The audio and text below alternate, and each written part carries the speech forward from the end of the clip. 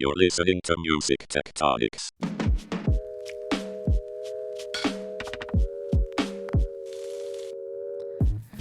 Welcome back to Music Tectonics, where we go beneath the surface of music and tech. I'm your host, Dimitri Vitsa. I'm also the CEO and founder of Rock, Paper, Scissors, the PR firm that specializes in music tech and music innovation and other stuff in that world. Music Tectonics is a global community which only grew as we were pushed to do more online events during the pandemic. And we've had someone join our online events from Australia in the middle of the night while participating in an all-night music hackathon. And this past year, we had trade missions from South Korea and Norway join us in person at our Santa Monica conference. And of course, we constantly hear from our global community on LinkedIn. And as we get ready for the Music Biz conference in Nashville next week, we turn our attention to this global community, specifically with a spotlight on India on today's episode. Our guest, Sandhya Surendran, is an independent media and entertainment lawyer with over 15 years of experience. She started her business and legal consultancy called Lexic 7 years ago with expertise in licensing and royalties, and a clientele ranging from talent management, production studios, and media and music tech platforms. Sandhya has worked with clients and advised as in-house counsel with companies that have global operations, and she's familiar with the legal nuances of operating businesses across the Asian Pacific and Middle East regions, as well as the US and UK. Between 2021 and mid-2022, she worked exclusively with global media company Vice as their senior legal counsel for Asia Pacific, handling all legal and business affairs for the region. Sandhya has her own podcast, Lex Talk Music. Sandhya, welcome to Music Tectonics. Hi, and thank you so much for having me, Dimitri. It's really nice to be here. Great to have you. And I'm really excited to dive in because I hear so much about what's happening in India. And we connected via LinkedIn, I believe, maybe because of the podcast as well. And I'm really ready to dive in. So why don't you give us an overview of the landscape of music in India, given the cultural and linguistic diversity there, the coexistence of classical Indian music, film music, and all the folk styles that influence music from India? So I think safe to say India is it's almost like having a whole bunch of countries in one country. So each state has its own separate culture, separate language, and its own regional film and, creative music industry. So, and apart from that, given the kind of cultural influences we have had over the years, we've had Hindustani and Carnatic, which are both the Indian classical forms of music. We've had a lot of folk and tribal art forms as well, and music is a huge part of that. The film industry is probably the biggest aspect of the music industry. In fact, I think historically the way music has been consumed in India has been through the film industry, like commercially speaking, because we don't really look at Hindustani or the Carnatic classical art forms or the music forms as commercial, and nobody really looks at it as revenue driven. And now we've seen a massive uptake in the way independent music is being consumed. And I think it's important to clarify that in India, when we talk about indie music, it's usually non-film music. It's not necessarily non-label music, and that distinction, I think, is. I'd like to make that right up front, because that's going to be a reference which you'll probably hear during our conversation. That's so interesting. So just to get that clear, here in the US, when they say indie, they mean like not major label or maybe not even label. And in India, when you say indie, it means non-film music. Yeah. Got it. Okay. So, and I think like I said, each state has so many different cultural differences, and it kind of comes together in the regional film industries as well. You see that in the music that comes out in the regional films, and overall, the way it is perceived, I think you have like some of the regional music coming out globally strong as well. So like the most recent, I think, has been the Telugu film industry, which is what won the Oscar. And you have Punjabi, which is quite popular because you have like a large Punjabi diaspora across the world.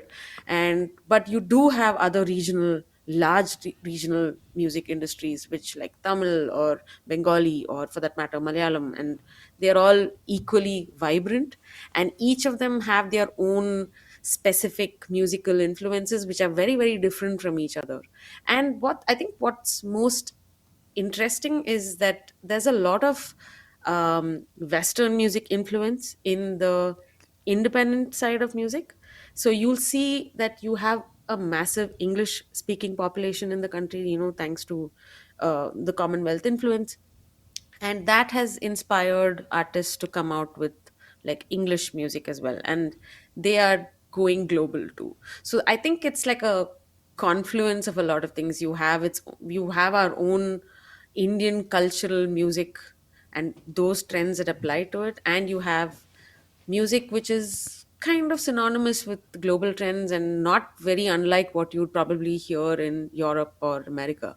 So that, I think, kind of makes a very interesting mix. That is really interesting and very different from the US, where sure, like you hear about Memphis blues or Chicago blues, things like that, but it's not Yeah. as distinct in that way. Sometimes, certainly by genre in the United States, there can be kind of differences in how the music industry operates within certain genres. But really, it's more like if you're in LA, Yeah. it probably has something to do with film or gaming. You know what I mean? Or if you're in Yeah. Austin, you're Yeah. certainly going to be at South by Southwest, and in Austin or Yeah. Nashville's going to have like an Americana style to it. Maybe live music is more associated with certain cities, things like that. But it's interesting to hear about the diverse cultural influences. Let me broaden out in some ways and get more specific in others, just as we paint the context, then we can get further into the conversation. Who are the big players in the Indian music industry? Here in the U.S., we hear about the major labels, some shining indie labels and DIY distributors, the DSPs like Spotify and Apple, social platforms Yeah. like TikTok, YouTube, Instagram, Facebook.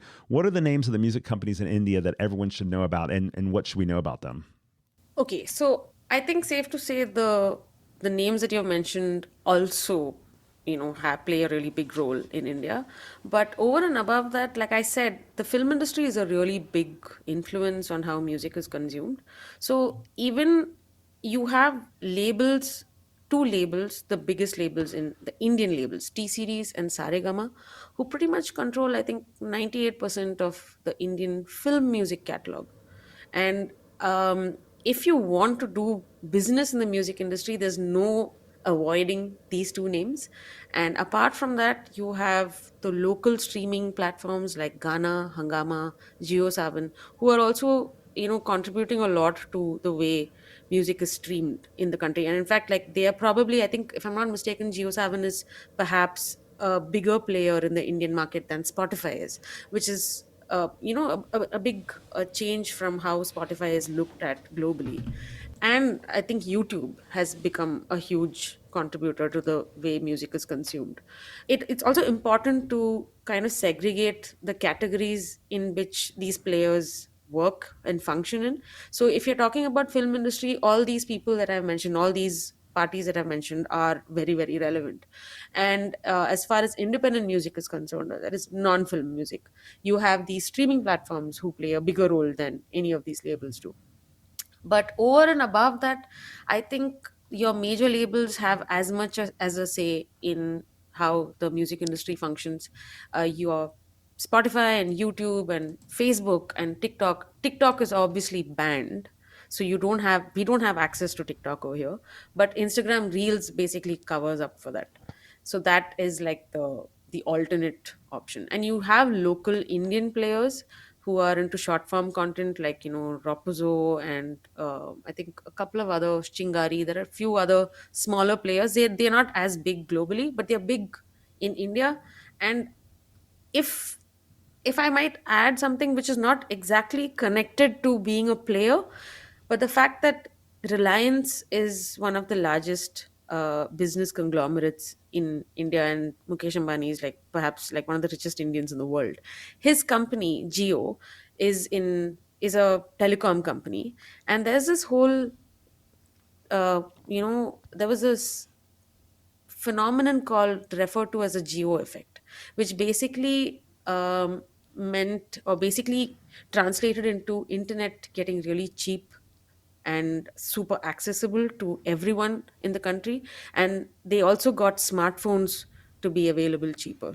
So this allowed entire population which did not have access to the internet to actually have access to YouTube and to Ghana and to Hangama and to Jigo Savan, and change the way music was being consumed. and it moved from MP3 consumption to like streaming in the just in the last 6 or 7 years. So I would think that Reliance and Geo specifically has is as much as an important player, even though it's technically not in music, Right. but Geo Savan is a subsidiary of Geo. So Got it. Yeah. So there's a yeah. connection there. As people are coming online in faster ways and getting access to Yeah. the internet in faster ways, they're introduced quickly to GeoSavin as well. And then as a result, Yeah. streaming becomes an important piece of music consumption or music listening in India. That's really super helpful to get that context, both in terms of where the US and Western players fit in, as well as the local Indian Yeah. players and how important they are. And you've brought it up a couple times already, how important the Indian film industry is on influencing both culture and music. And you practice law. How has the film industry there influenced music law in India? Great question, because the film industry has played a very important part, like I mentioned earlier, on how music has been consumed, historically speaking. And given the kind of influence they have on that entire sector, on the entertainment sector, they also naturally have much larger lobbies that influence lawmaking. And this has automatically translated into the way certain bodies have been set up, which kind of determine how royalties are collected, who owns rights, and even how songwriters are treated. Because as far as the film industry is concerned, all material that is being created for the film, including music, has historically been owned by the production house. That is a production company that has funded the film. And that kind of changed post 2012, because 2012 was a very big moment for Indian copyright law, because you had like a massive movement that kind of pushed for songwriters retaining certain rights. And I think a lot of credit goes to the way distribution has evolved over a period of time, because I think when during the cassette or the CD era, you didn't really have a way of tracking how music was being played or consumed or distributed, for that matter.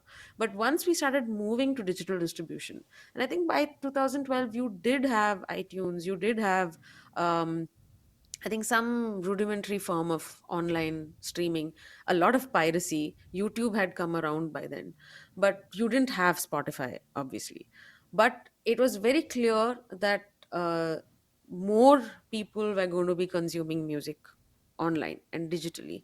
And what sparked the change was when we had the whole caller tune and ringtone movement, right? Like you had like an uptake of all of that, and people wanted their favorite song as their caller tune or their favorite song as their ringtone.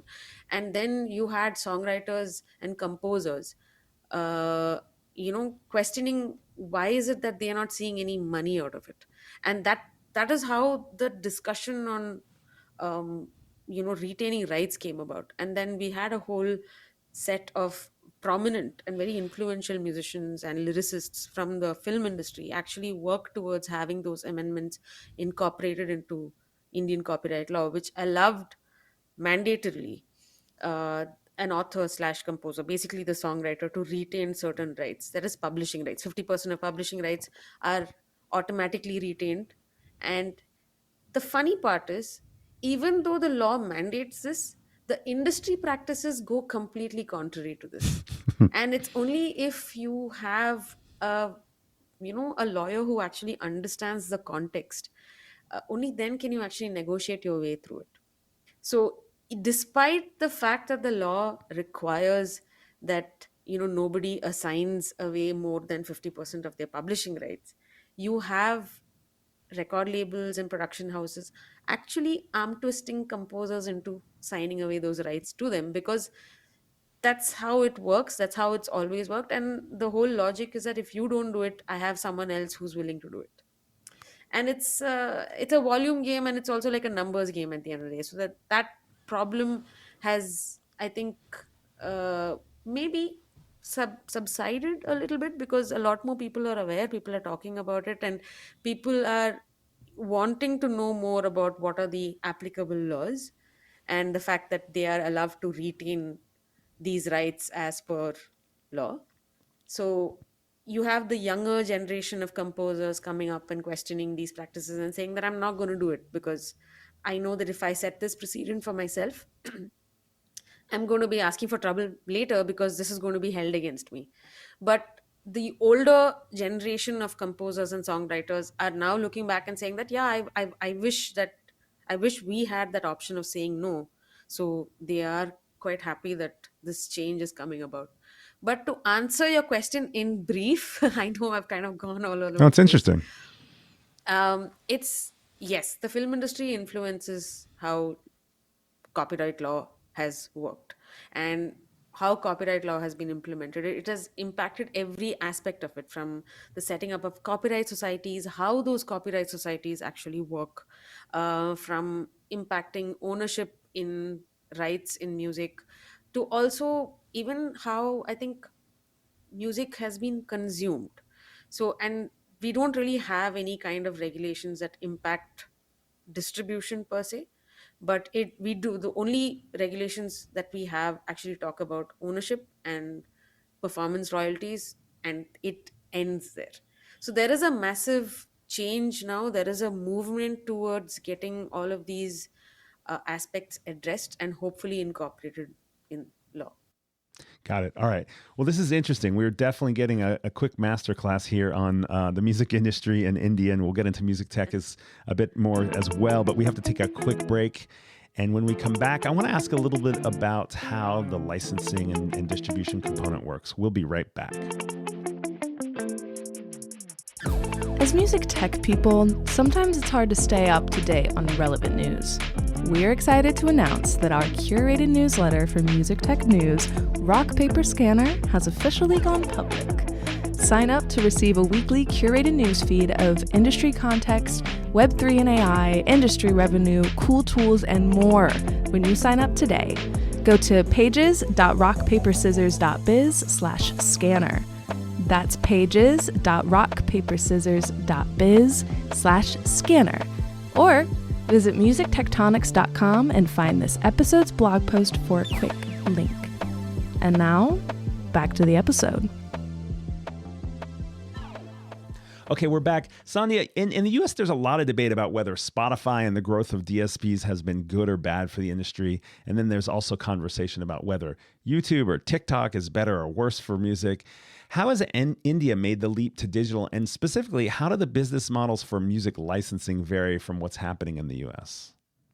It's still, I'd like to think it's in a at a nascent stage because there's so much that's happening and there's so much of change that's happened in the last decade or so. And like I mentioned, given the most important change in copyright law that happened, which happened only in 2012, and after that, like I think within like 5 or 6 years, we saw Spotify come in and change the game as far as music consumption is concerned. In India, we've had, I think, YouTube has probably played a very big role in, I think, getting people to listen to music online. But the whole concept of listening to music online is also linked to the fact that nobody really wants to pay to listen to music. So if you can listen to something free on YouTube, they'd rather do that. So, as far as licensing is concerned, nobody even spoke about licensing because ownership has always vested with one corporate. It's only after 2012 that you had individuals actually owning rights in their music. And nobody even, I think, acknowledged the importance of publishers because you didn't really need a publisher. You had a record label which had a publishing wing, and there was no songwriter involved. It is B2B. There was no B2C involvement. And in the last 6 years, though, I think, and especially after Spotify entered the Indian market, and even more importantly, after Netflix and Amazon and basically all your OTT streaming platforms entered the market, people started paying attention to sync and licensing because like I've mentioned, the film industry has had composers make music for a film. It is, you know, bespoke and it's treated like commissioned works, but it ideally shouldn't. So there are so many nuances over here, because it's not been black and white for us historically either.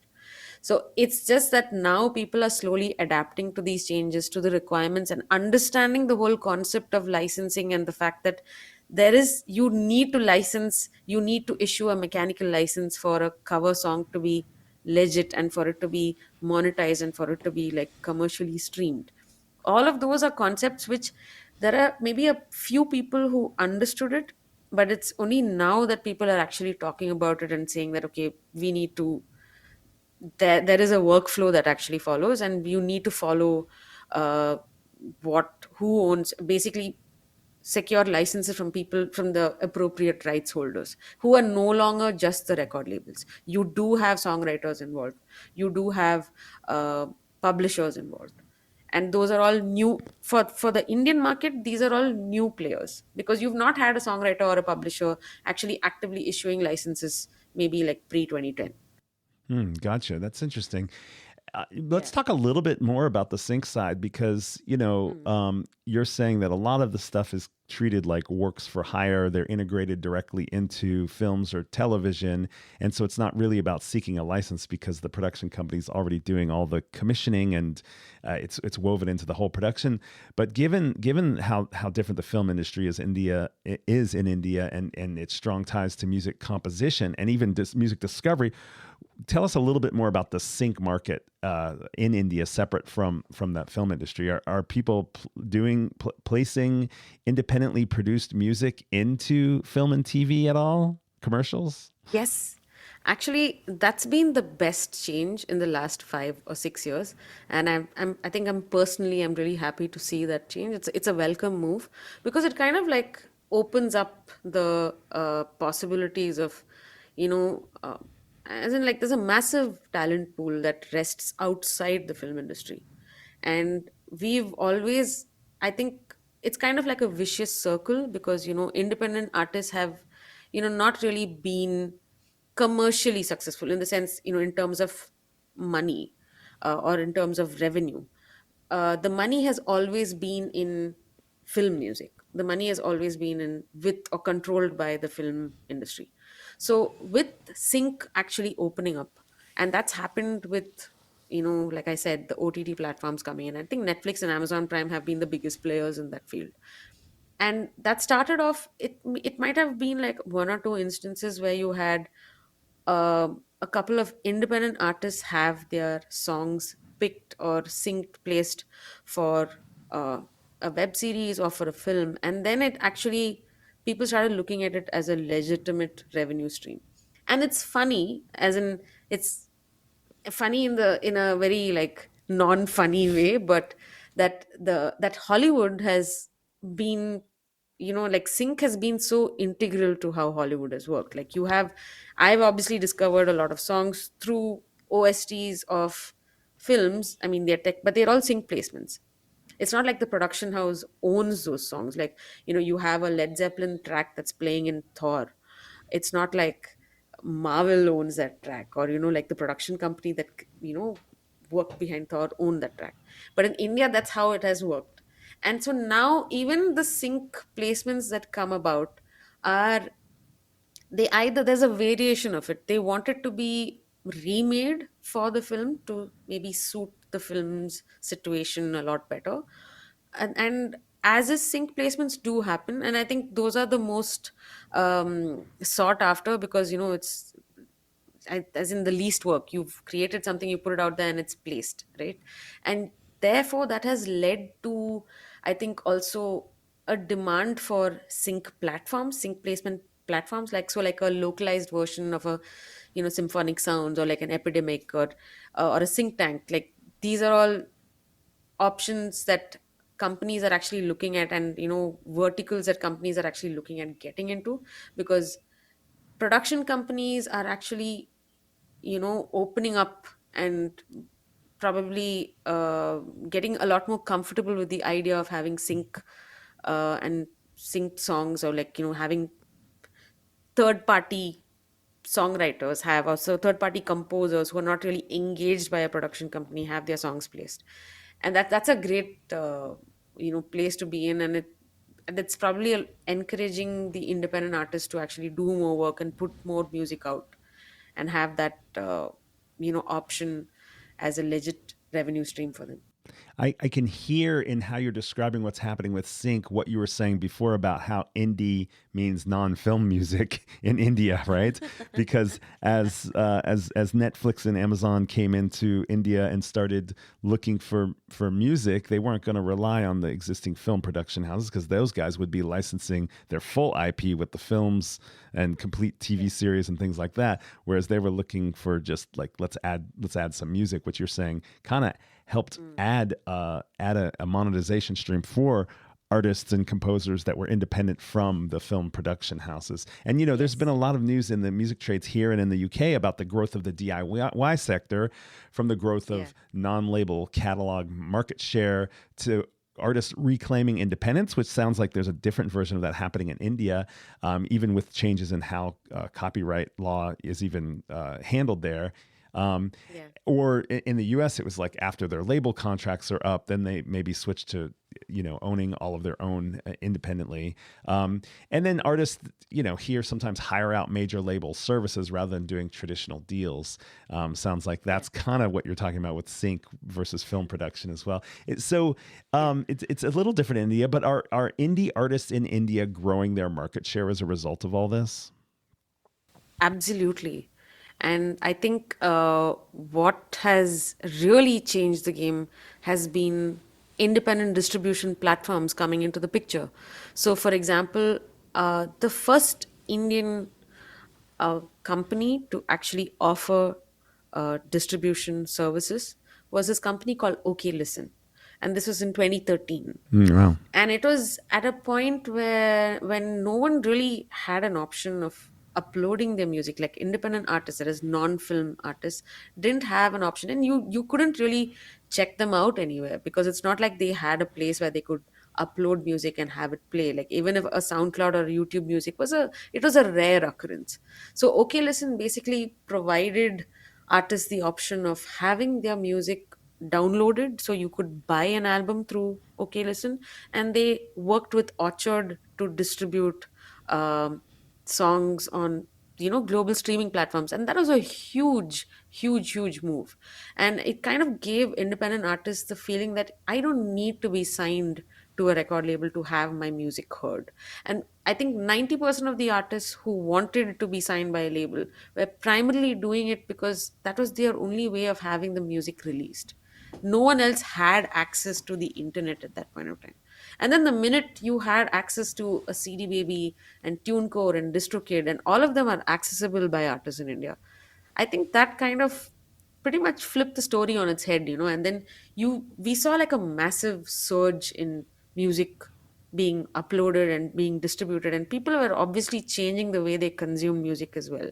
So, and the minute you saw a Spotify and a Ghana and a JioSaavn enter the market, you had more independent artists coming up because they realized that people are actually consuming music like this, which is why you have these companies entering the market. And I think that changed the game for independent artists. And especially with, you were talking about like TikTok and Instagram and all of that. So the way record labels now operate over here is that they're not really looking for like an obscure artist. They're looking for someone who has a massive following and someone who has already distributed music. So it's either a buyout deal or it's like maybe a single album slash EP deal. So it's not too different from what you're seeing in the US perhaps, but having these independent distribution platforms come into the market really changed the game for them. And it's just that now, and especially over the pandemic, when the film industry had come to a complete standstill, there was no music coming out, there was no new movie coming out.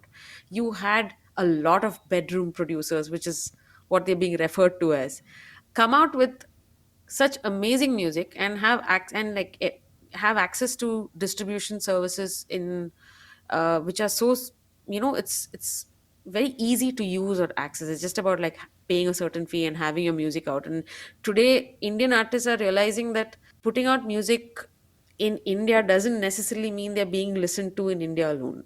You do have an Indian diaspora across the world who are actually waiting for, local or like authentic independent Indian music to come out and consuming it in ways that they have never done before and they've never had access to before. So that has, I think it's not very different from how we are probably slightly later to the game, but it's more or less the same.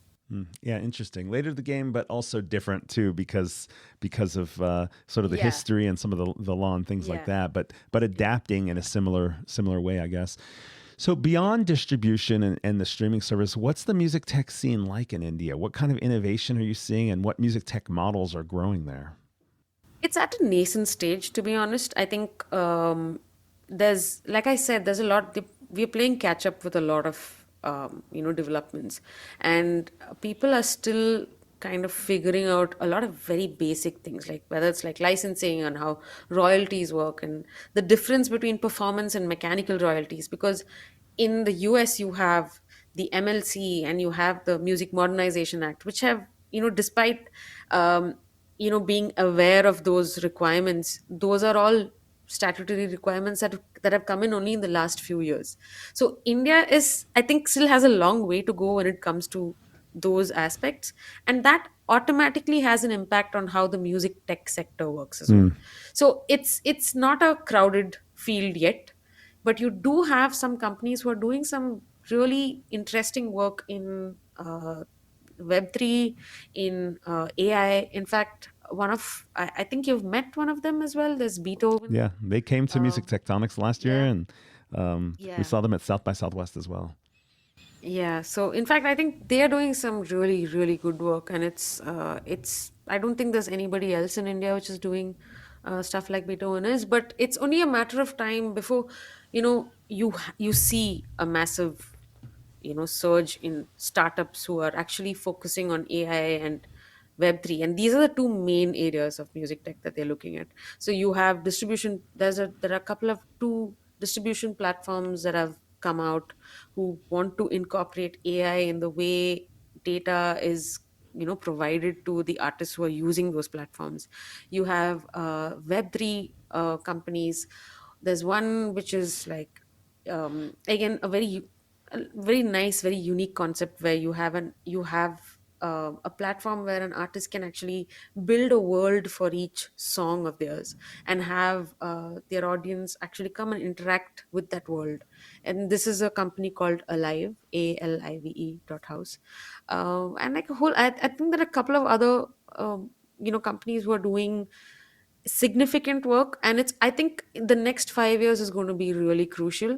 We're going to see a lot more players come in and maybe like do a lot more interesting work, because obviously India has such a massive tech support background. I mean, you have almost all the largest tech companies have their R&D bases here, whether it's Google, whether it's Meta, whether it's Apple. So it's only a matter of time before you see a like an actual significant move in the music tech sector. And we're just starting now.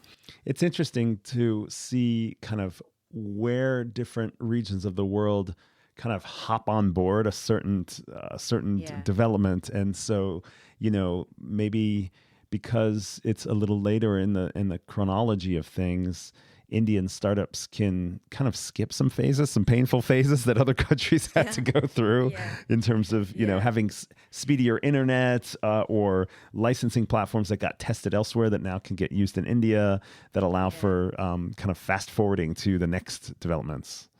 Yeah. So in fact, actually, a lot of, as in the conversations that I've been a part of, have also mentioned this aspect, saying that they want to like basically wait out to see certain kinks being taken out of the system and then kind of get into the game, because it's going to be easier. That they just have to build off certain platforms that are already existing, and fair enough, right? Because I mean, it's an easier way, and innovation is something that can, even if it comes a little later, that's fine. A good idea can always be interpreted in different ways at different points of time. Or, So or to put it in the words of Scott Cohen, who was on our podcast not too long ago, The second mouse gets the cheese. All right, we're going to take a quick break, one more break. And when we come back, let's talk about why we're talking about India, why, here in America, people are interested. We'll be right back. Hey, it's Shaylee here. Huge news! Music Tectonics conference badges are on sale now at musictectonics.com. If you act now, you can grab one of our super limited, super early bird rate badges.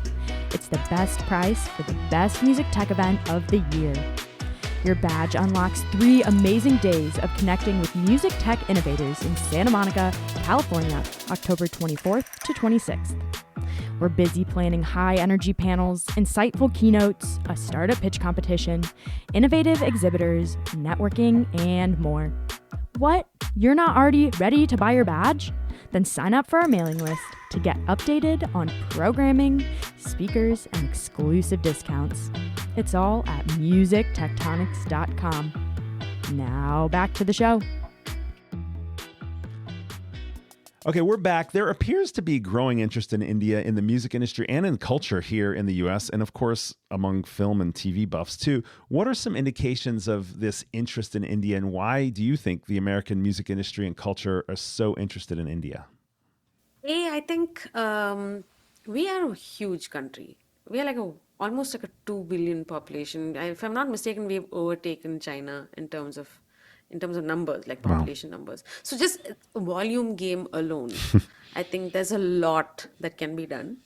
And I think the second part is something which has probably been evolving over a period of time, right? Like this was,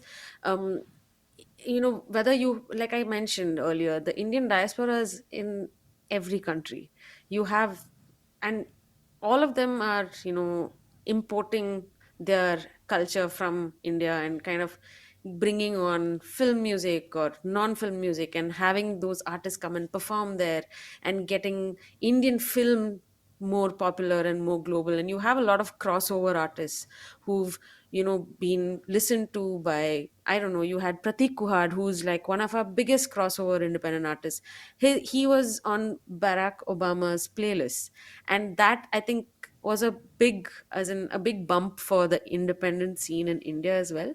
And you have other really big names like Mr. A.R. Rahman, who won 2 Grammys and an Oscar, and he was, I think that was in 2012, if I'm not mistaken, kind of putting India on the map in terms of creative and music, and the fact that there is a certain global quality coming out of Indian studios.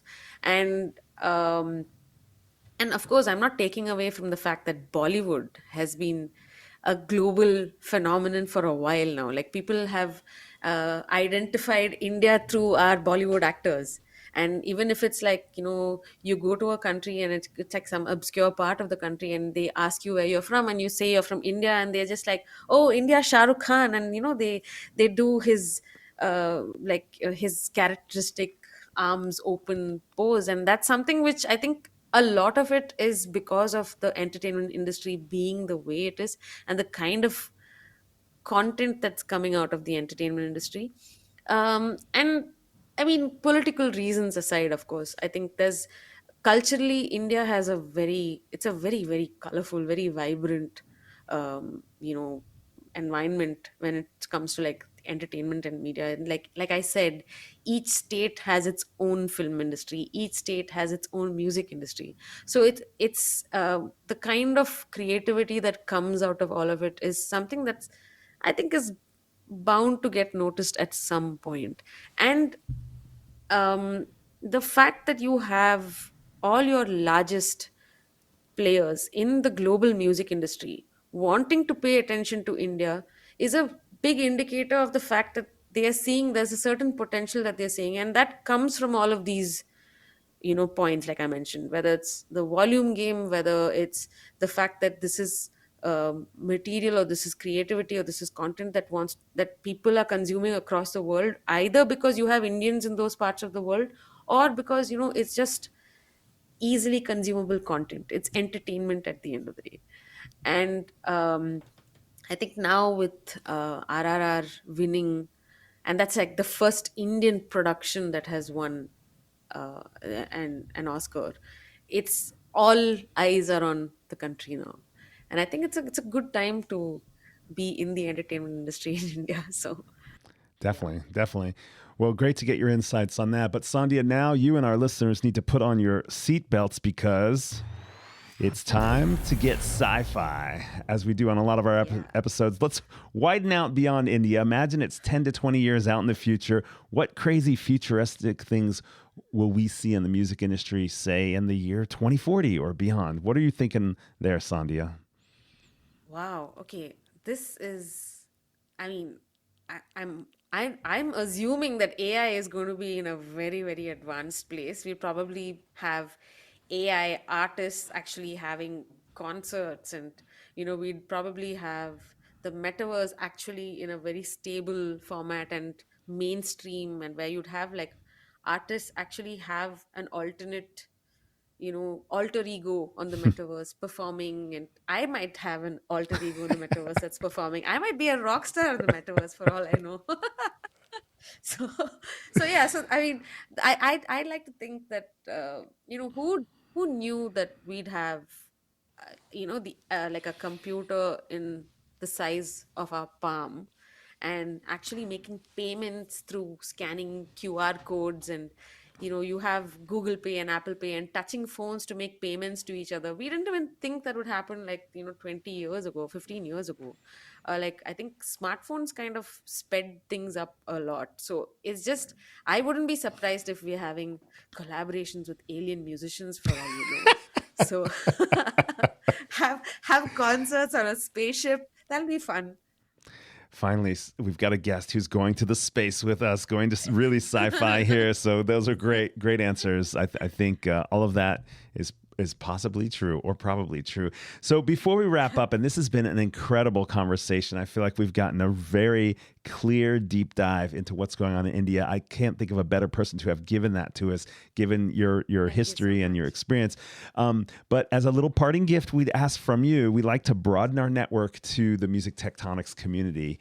And you are now our bridge to India, who are, and also globally, I know you're paying attention to every place. So it doesn't have to be from India, but who are 3 thought leaders or music tech startups that we should check out from your circle?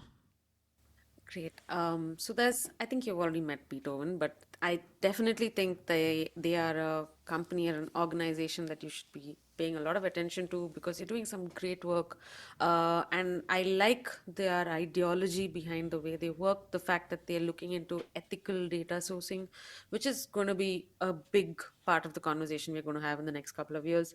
There's Madverse, which is an Indian distribution platform What's the name? that is Madverse. Madverse. MAD verse. Yeah, Okay, got it. Madverse. But obviously they're looking at global artists as well, and they have some incredible features which they plan on introducing, and they're going to be incorporating AI in the way data is transferred to artists, more visibility, a lot more transparency. Then the other startup is Alive, ALIVE.house. They are in the Web3 space. Again, I think there's a lot of work that is ongoing, and I think a lot more stability that we need to see in the metaverse and the Web3 community for it to actually become a sustainable option. Like, AI is already, people have accepted AI, and everyone knows that it's a stable sector. It's only going to keep developing and becoming bigger. But I have hopes for the Web3 community as well, and Alive has some really fascinating things that they've already done, and I think they have a lot of potential in terms of the kind of things that they can build for the Web3 community in India as well. So Alive is another company that I can think of. Awesome. So great to get your suggestions of people and companies we should know. Great to have you here.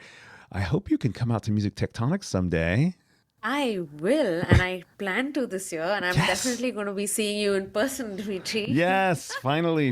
That's so great.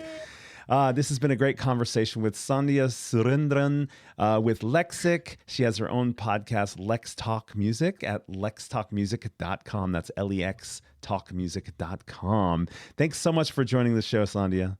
Thank you so much for having me, Dimitri. It's been wonderful. I'll see you in Santa Monica in October. Thanks for listening to Music Tectonics. If you like what you hear, please subscribe on your favorite podcast app. We have new episodes for you every week. Did you know we do free monthly online events that you, our lovely podcast listeners, can join? Find out more at musictectonics.com. And while you're there, look for the latest about our annual conference and sign up for our newsletter to get updates. Everything we do explores the seismic shifts that shake up music and technology, the way the Earth's tectonic plates cause quakes and make mountains. Connect with Music Tectonics on Twitter, Instagram, and LinkedIn. That's my favorite platform. Connect with me, Dimitri Vitsa, if you can spell it. We'll be back again next week, if not sooner. You're listening to Music Tectonics.